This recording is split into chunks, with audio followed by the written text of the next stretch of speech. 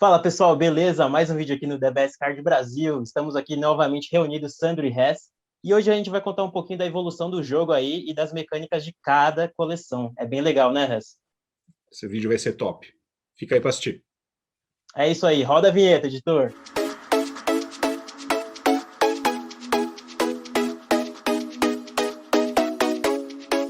Bom, pessoal, então como o Sandro acabou de contar para vocês, hoje a gente vai falar sobre a evolução do jogo, sobre cada uma das coleções, sobre quais são os produtos que o Dragon Ball tem.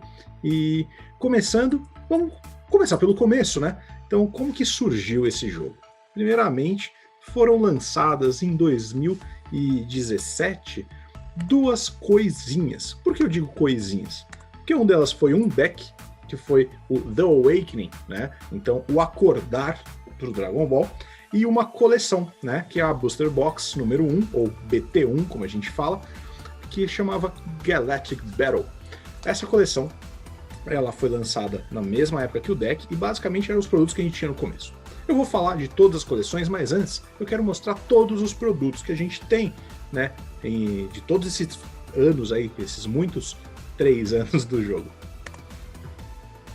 Bom, primeira coisa que eu gosto de mostrar para vocês são os Starter Decks, né? Como eu mostrei ali do cantinho, que meu rosto do Sandro provavelmente está em cima, o primeiro deck é o The Awakening, né? Foi um deck muito bacana, até hoje esse líder é incrível, né? A gente consegue abusar dele em várias mecânicas, porque ele ainda desvira energias que sejam azuis e outra cor, então desvira energia Dual Color, isso é muito legal.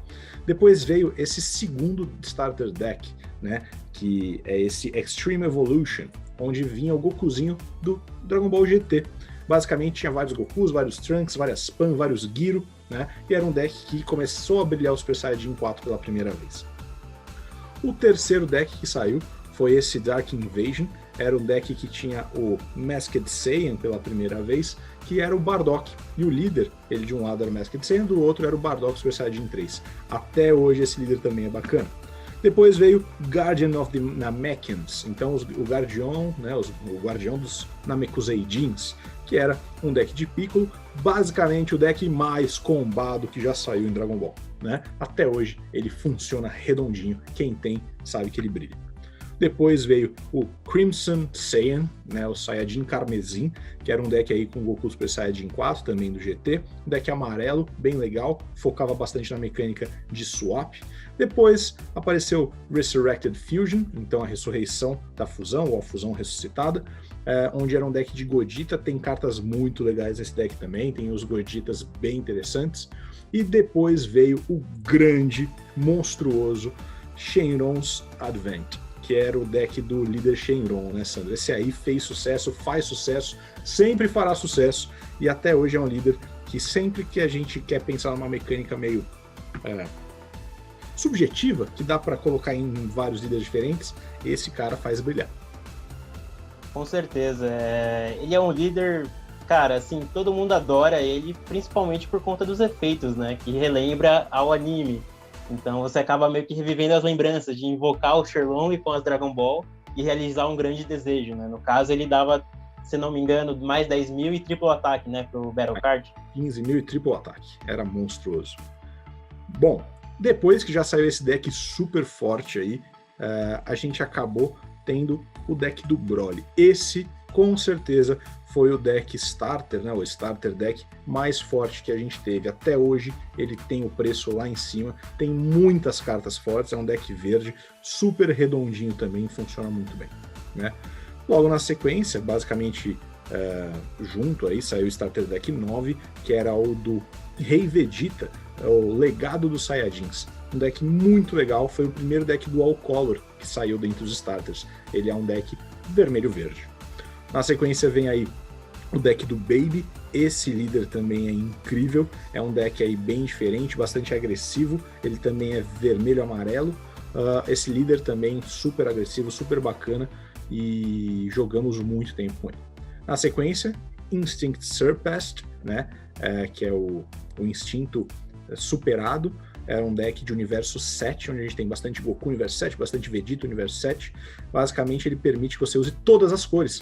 porque ele tem aí aquela Warrior of Universe 7, Guerreiro Universo 7, todos os personagens que forem Universo 7, eles não têm custo obrigatório, então você pode pagar uma energia verde por uma carta vermelha, assim por diante. Depois vieram os 3 últimos, que são os 3 da coleção Unison Warrior, que é o Espírito do Potara, a Colisão de Clãs e Saiyan Wonders, né, as Maravilhas Saiyajins. O primeiro, que é o Spirit of Potara, é um deck de Vegeta, um deck muito legal, até é bem recente, então não vou dizer até hoje, mas a gente usa muito ele. Ele é um deck que premia se você souber jogar, manipular suas cartas em campo, seus blockers e assim por diante. O deck de Frieza, que no começo foi subjugado, ninguém queria, porque os 3 lançaram juntos, ele era esquecido nas lojas, e aí hoje a gente vê que ele é muito, muito bacana. É um deck que não só é agressivo, como também tem um pouco de controle de mão. E a gente sabe que nesse deck, nesse jogo, né, controle de mão é importante. E o último, que era o queridinho da galera, e até hoje e ficou por muitas e muitas semanas no top, ganhando todos os torneios lá fora, é esse deck do Vegex, né? Que é o Vegeta fundido com o Trunks. Basicamente, ele joga cartas do topo do baralho na drop, 5 por turno, fica manipulando a drop, fazendo overwhelm, botando carta de graça se ela desceu do deck para drop, e daí seu deck acaba.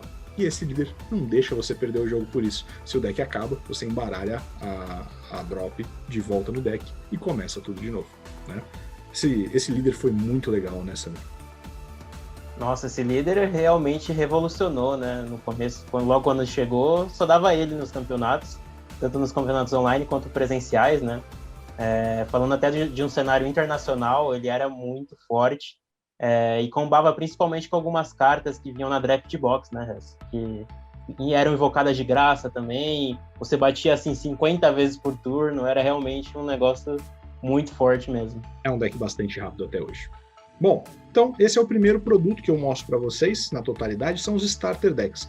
Já tem mais 2 Starter Decks que já estão começando a pensar nos spoilers, saem em junho. Então, um deles parece que tem a carinha de um Namekusei e o outro parece que tem a carinha de um Saiyajin. Pelo que a gente vê, é Piccolo e Goku mesmo, mas ainda não sabemos.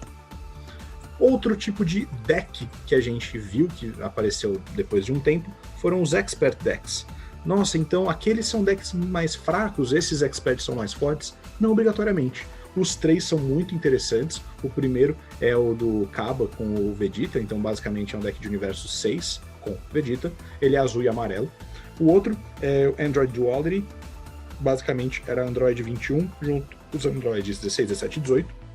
E o novo, né, o mais recente, é o The Ultimate Lifeform, que é um deck de céu bem legal, verde e amarelo. Ah, mas por que você diz que ele é de Expert? Porque ele tem algumas interações mais complexas.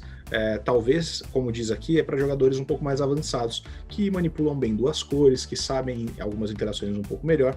Não quer dizer que o deck seja melhor, ele é um deck mais complexo. Já os Starter Decks são um pouco mais simples, basicamente tira da caixa e parte pro jogo. Esses aqui, talvez você tenha que dar uma boa estudada nele para conseguir jogar, mas são tão bons quanto, né?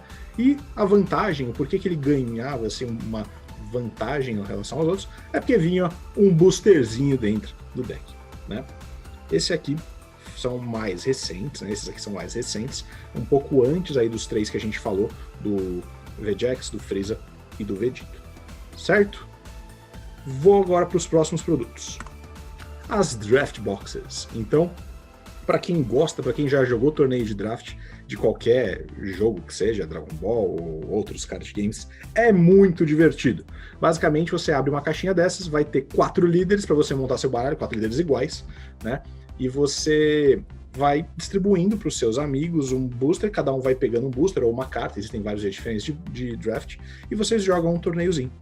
Essas 3 de cima foram a Draft Box 1, a do meio a Draft 2 e a do lado direito a Draft 3. Nessas aí, os líderes não eram os 4 iguais, vinham 4 líderes diferentes. Cada um escolhia o seu, sorteava os boosters e jogava.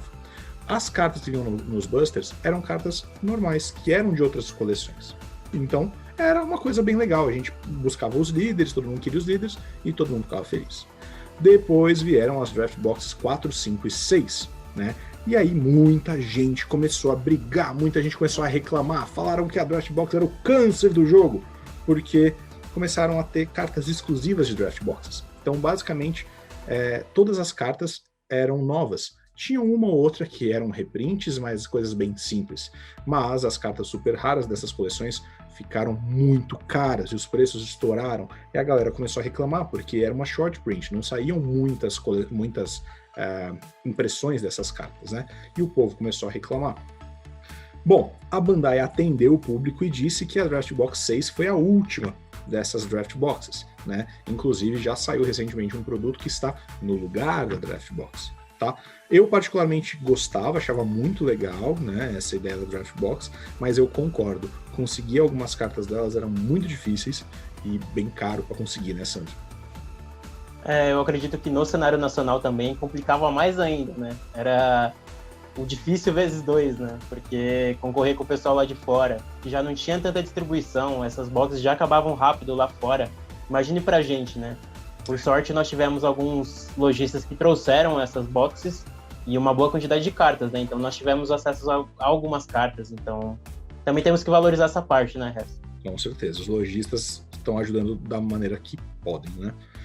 Bom, além das Draft Boxes, agora o que eu mostro para vocês são expansões, né? Nesse slide tá uma bagunça, tem um monte de coisa. Nos cantos superior esquerdo e inferior direito, a gente tem as Anniversary Boxes, são coleções de aniversário. A do canto superior, né, esquerdo, são as 4 caixinhas bonitas da Anniversary Box de 1 ano, né?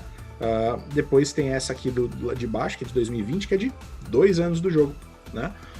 E o que é interessante delas? Elas vinham dentro boosters com cartas antigas reprint, com artes novas, muito lindas. Eles vinham outros boosters com cartas novas, foil, e vinham obrigatoriamente 2 cópias de cada uma das cartas que eram exclusivas dessas coleções. Isso é muito legal, quando você pega cartas exclusivas e ganha obrigatoriamente quando compra uma expansão.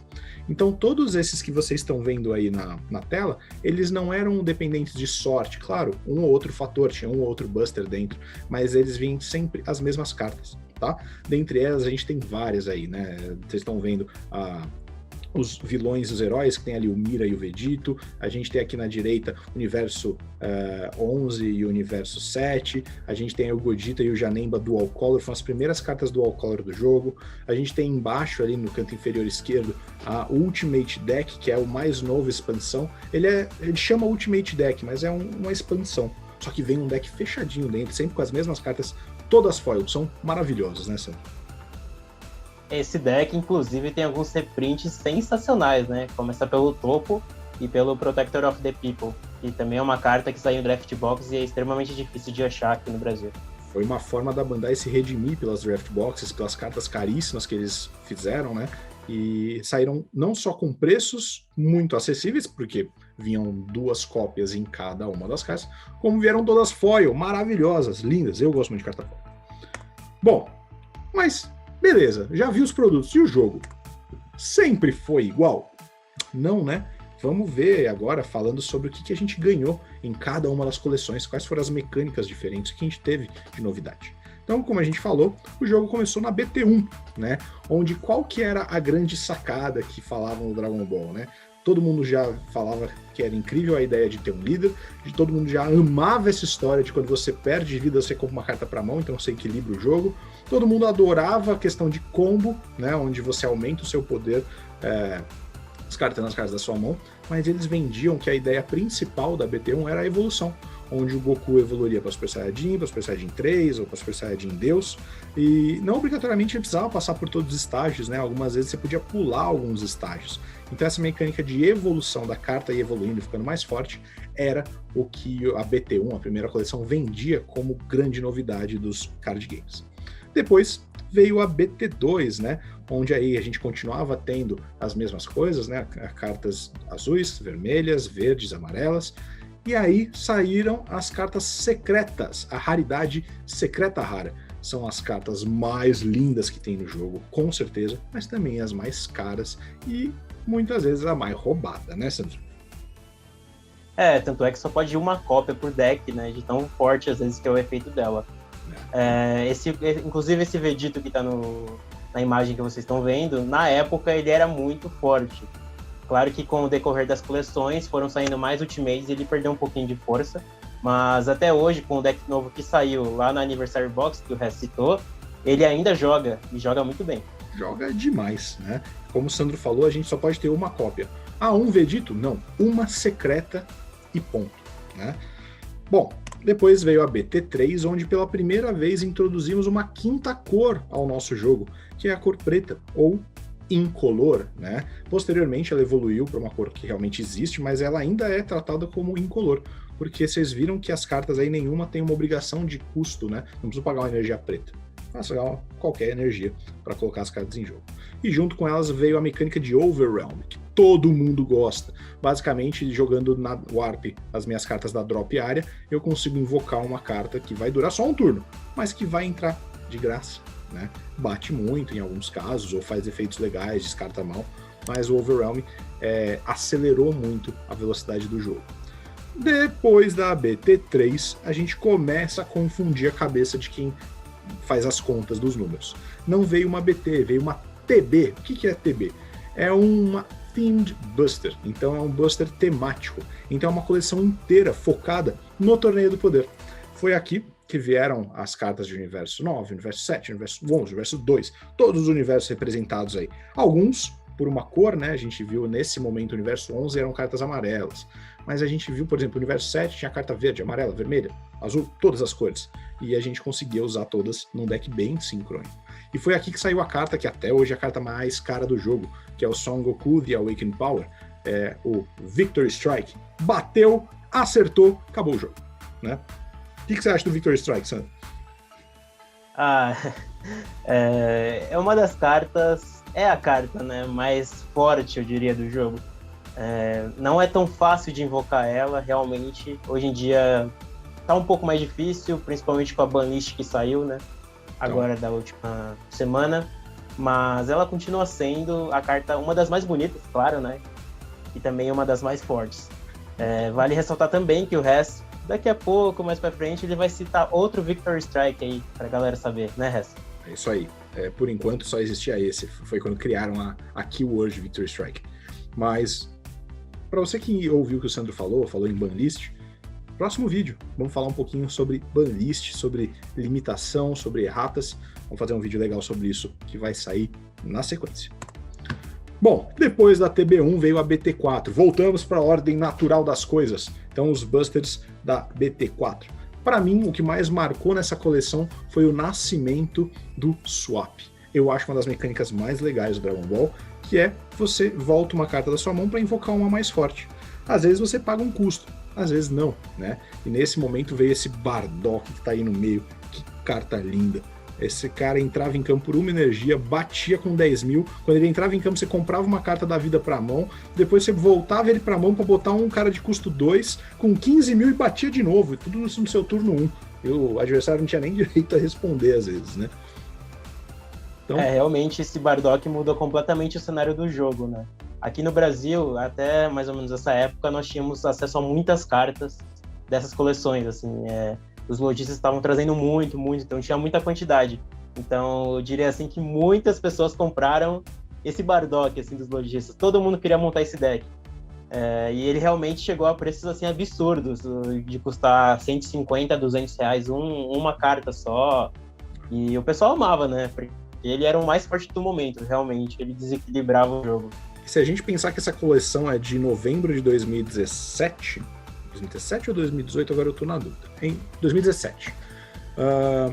A gente tem que ver que até hoje essas cartas jogam. Esse Hive of Mastery aí do meio é uma carta que até hoje brilha. Ela é incrível. Ela entra em campo, vira 3 cartas do oponente para Rest Mode, pode ser até a energia do cara, bate 2 vezes com o Triple Strike. 35 mil. É um monstro. Mas, para não deixar as coisas como estavam, veio uma coleção muito legal na sequência, que foi o Themed Buster 2, que era o torneio de artes marciais, ou torneio mundial de artes marciais.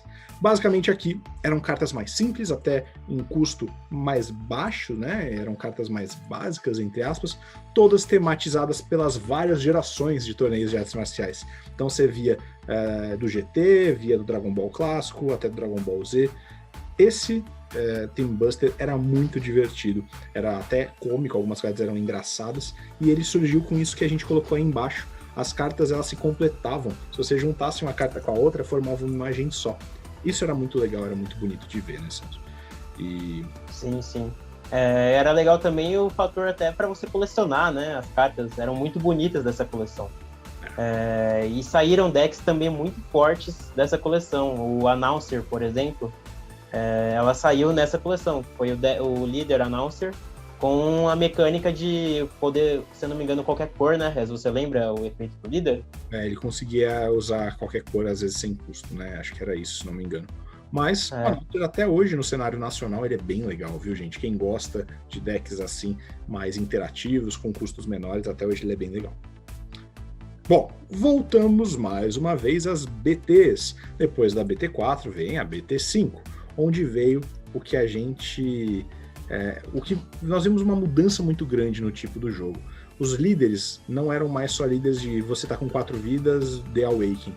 Vieram os líderes do Wish, que era aquilo que o Sandro falou no começo. Se eu tivesse 7 Dragon Balls na drop área, eu poderia dar Awakening com o meu líder. E eles buscavam, todo turno, pelo menos 1 ou 2 Dragon Balls para mão. Depende de qual era o líder, buscava 1 ou buscava 2. Então, além de ser uma coisa que trazia para mão, filtrava o deck, porque essas Dragon Balls que saíram nesse primeiro momento, basicamente você não pagava energia e comprava uma carta, né? Essas Dragon Balls também, elas iam bem rápido para drop, né? Dependendo de como você filtrava o deck, você conseguia dar Awakening às vezes no turno 2, eventualmente até no turno 1. Isso era muita sorte na época, mas era algo que mudava muito o perfil do jogo, né? E quando a gente vê mecânicas diferentes de Awakening, nascendo mecânicas diferentes no jogo, já começou a encantar a gente, tá? E nessa coleção, Sandro, aconteceu uma das melhores coisas do Dragon Ball. Sabe o que foi? O que foi? Eu comecei a jogar. Bom, depois veio a TB3, ou a Themed Buster 3, que foi o Clash of Fates. Basicamente, aqui o que a gente teve foi a temática de Frieza, né? No geral, eram cartas que falavam da história da galera aí, do Goku, do Piccolo, do Gohan, do Kuririn em Namekusei. Tirando a cor azul, que trazia a história do Bardock, quando ele dominava planetas e ainda era um subalterno do Frieza.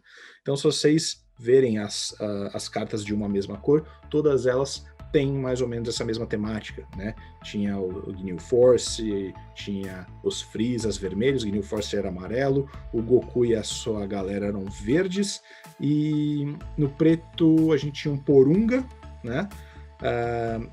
E no azul, os Bardocks, a galera do Bardock, Shugesh, por aí.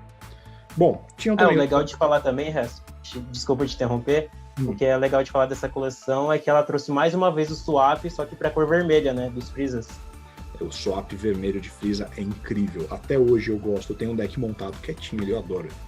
E foi quando nasceram também as cartas temáticas de coleção, né? As Iconic Rares. São essas cartas que estão aí no canto inferior direito, super bonitas e atreladas à coleção.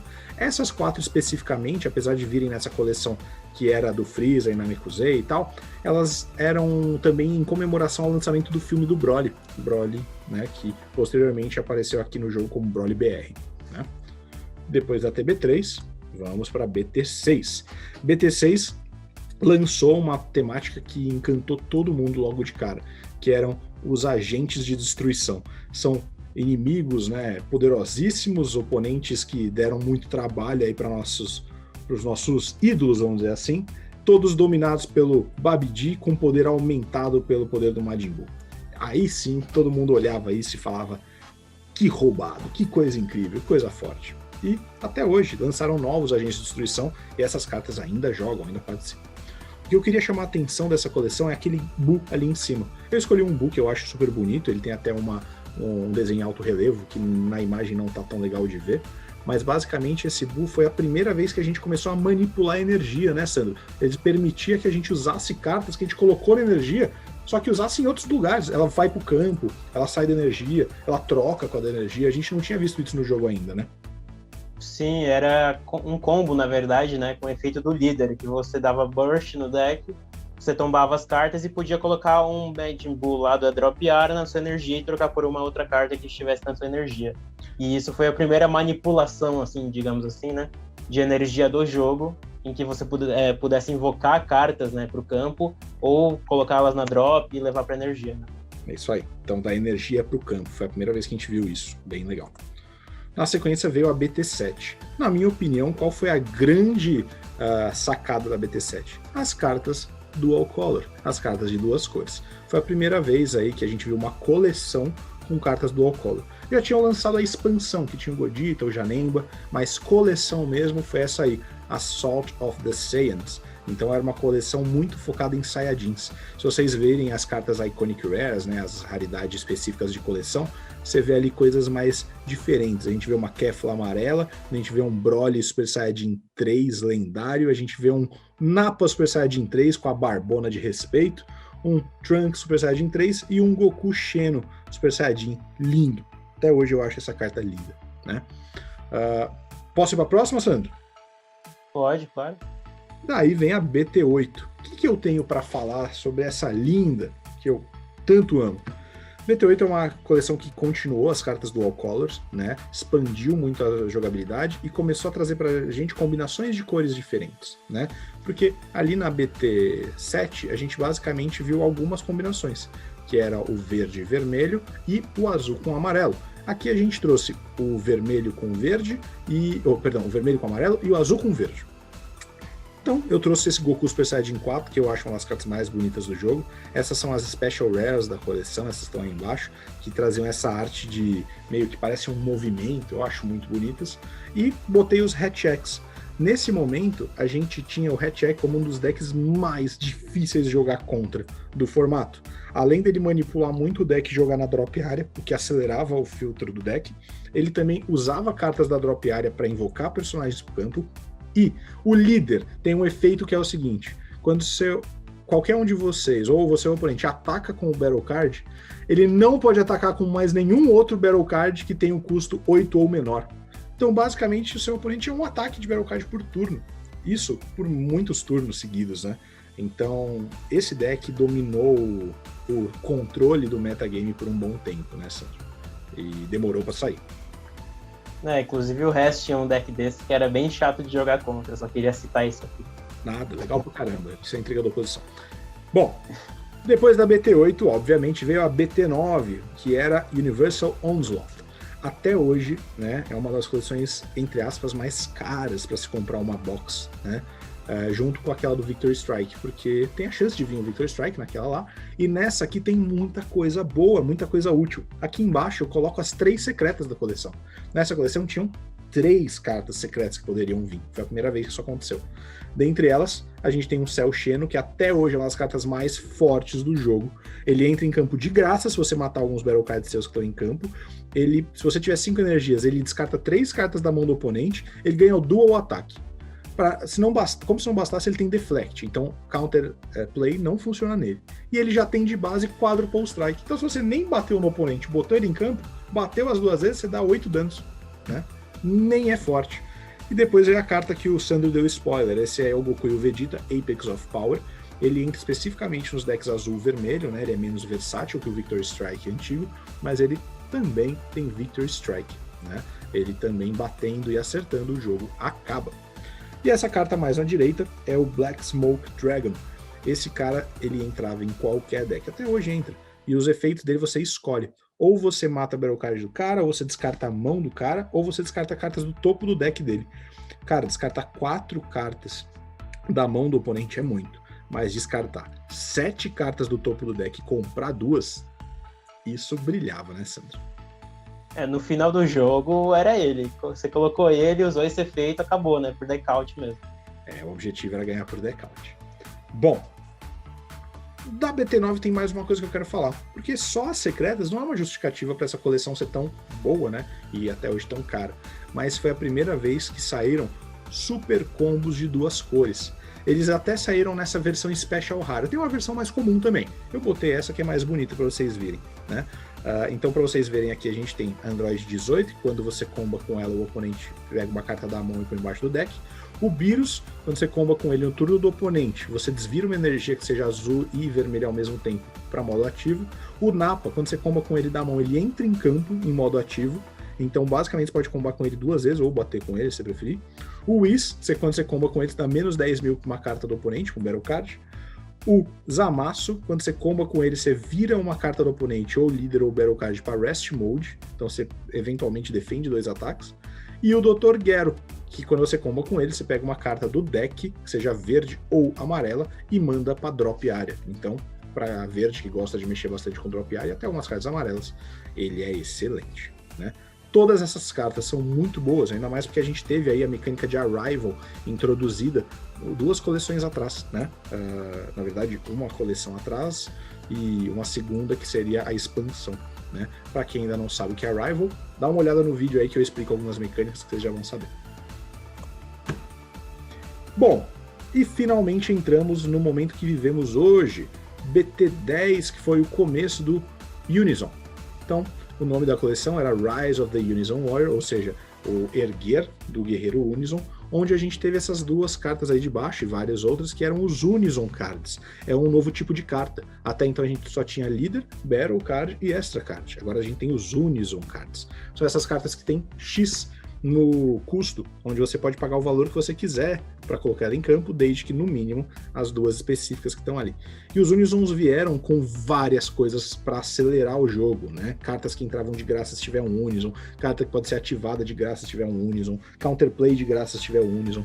O Unison mudou o parâmetro do jogo, né, Sandro? Com certeza. E o legal de falar é que essa coleção, não só os Unison, né? Eu acho que todas as cartas que vieram nela acabaram mudando completamente o jogo. Mas vamos dizer assim que o protagonista são os Unison, né? Eles trouxeram muitas cartas que você pode invocar sem pagar energia. Só com um contador, né? Com um número mínimo de contadores. Então, isso realmente acaba tendo uma vantagem, né? Você tem uma vantagem a mais no jogo podendo usar essas cartas. Acelerou muito. E foi aqui que lançou o que muita gente pedia, que eram decks ou cartas dos dragões do GT. Então a gente veio assim, né? Veio aqui, a gente viu pela primeira vez o Sin Shenron, que era o dragão, um dos dragões do GT. Vieram também cartas Sin Shenron no deck, né? Nesse Buster. Vieram cartas também de outro Shenron, né? Que era o Shenronzinho Haze.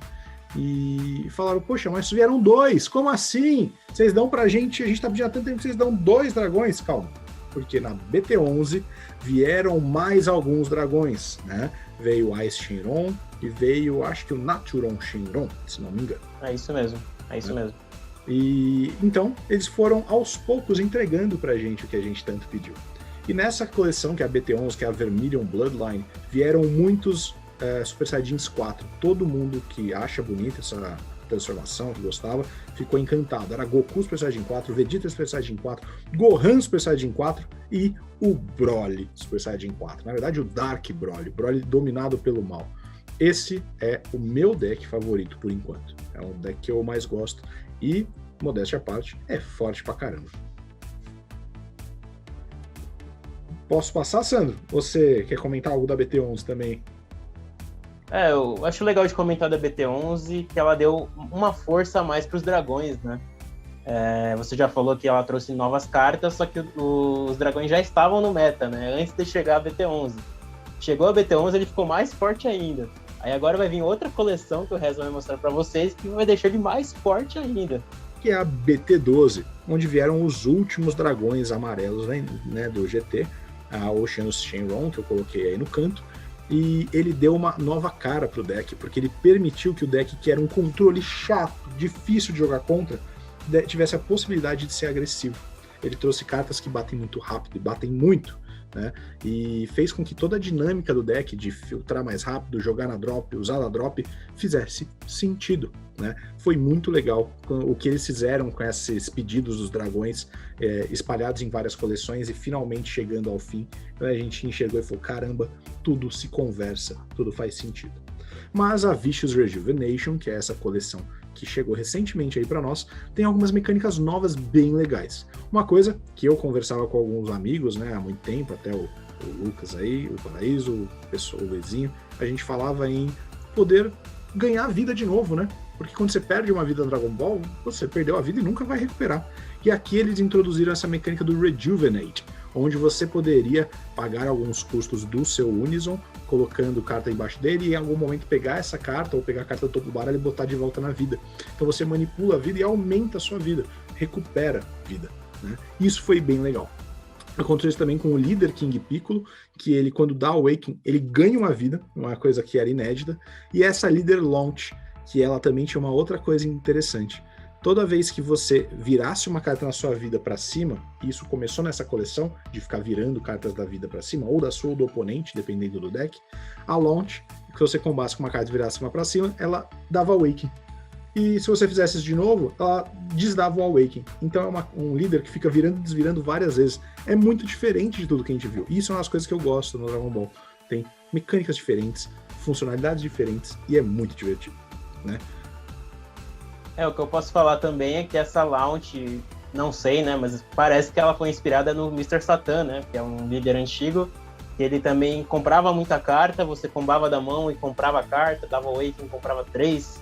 Então, eu acho que foi meio que inspirada, só que com essa também inovação, né, de virar as cartas da vida pra cima. Bem legal. E esse Satan é bem legal também. Bom, a última coleção que saiu, que tá chegando pro Brasil logo mais, é a Evolution Buster, né? O Battle Evolution Buster é uma coleção que ela veio para substituir as Draft Boxes que a gente falou que a Bandai vai abolir. Então, a gente tem aqui nessa coleção, primeiro, cartas Dual Color. Então, na coleção Unison Warrior, não estavam mais vindo Dual Colors. Eles quiseram parar de mexer com isso. Aqui, voltaram. Então, estão ressuscitando decks antigos. Isso que torna o jogo incrível. Cartas lá de trás, decks lá de trás, são jogáveis e são fortes, né? E a Evolution Booster teve mais uma coisa que ela trouxe. Ela ressuscitou decks antigos. Eu boto aqui aquele Majin Buu no cantinho para lembrar aquele Majin Buu lá atrás da BT5, da BT6, que jogavam manipulando energia, o que manipulava era da BT6, ele ficou um tempo esquecido. Agora tem cartas que tornam ele muito forte e volta forte para os torneios, né? Com base nessa coleção Battle Evolution. E tem também alguns reprints, cartas que foram printadas inclusive nas draft boxes, que as pessoas não tinham acesso, eles reprintaram com artes novas para todo mundo ter acesso. Então a Bandai ouviu a gente, né, Sandro? Sim, o que dá pra falar também é esse deck dos cachorrão, né? O Bergamo Trio de Dangers. Ele recebeu muita força, né, nessa coleção. E também com o apoio de uma das Draft Box, de uma carta que invoca 2 do deck, né, pro campo. Eu particularmente gosto muito desse baralho, eu tenho ele montado e tô muito ansioso para chegar essa carta aí que tá na tela para vocês, para já fechar o deck e ele ficar sensacional, Dual Color aí. Redondinho. Bom, e a última que eu vou mostrar para vocês hoje é a BT13, que ainda não saiu. Vai sair no fim do mês que vem, fim de maio, começo de junho. Só que a gente já tem os spoilers, a gente já sabe quais são as cartas que vão sair. Então, a gente vai falar rapidinho. Eu tô bastante ansioso para 2 decks. Os decks pretos de Mekikabura, que eu acho que vão ser bem interessantes. Parece que eles vão pegar cartas da drop do oponente e ficar mandando para o Warp, e isso vai dar vantagem. E deve ser interessante. E o deck de Rei Code, do King Code, que tem uma mecânica nova.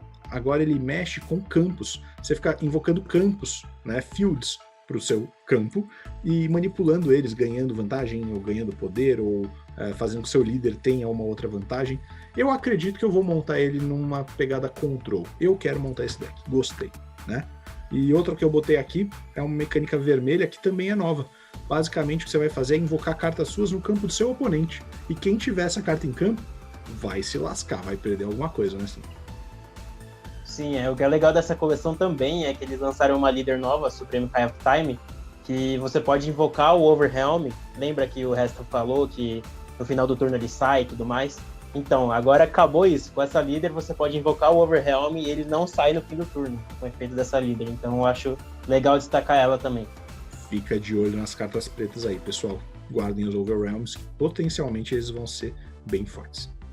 Bom, espero que vocês tenham gostado. É isso que a gente tinha para falar para vocês da história do jogo e das diferentes mecânicas que apareceram aqui, né? Próximo vídeo a gente vai falar, já que a gente disse de mecânicas tão fortes, tão legais, a gente vai falar de como a gente balanceou elas, né? Como o jogo foi balanceado com base nas banlists. Afinal, não se bane uma carta porque você quer, se bane uma carta para o jogo ser justo.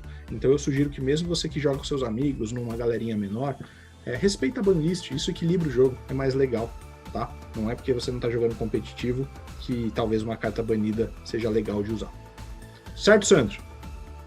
Certíssimo, é isso aí, pessoal. Então a gente se vê no próximo vídeo aí da Banlist. Fiquem ligados, tem muito conteúdo pela frente, muitos sorteios, e é isso aí. Obrigado pela presença de todos e até mais. Abraço, pessoal. Até mais.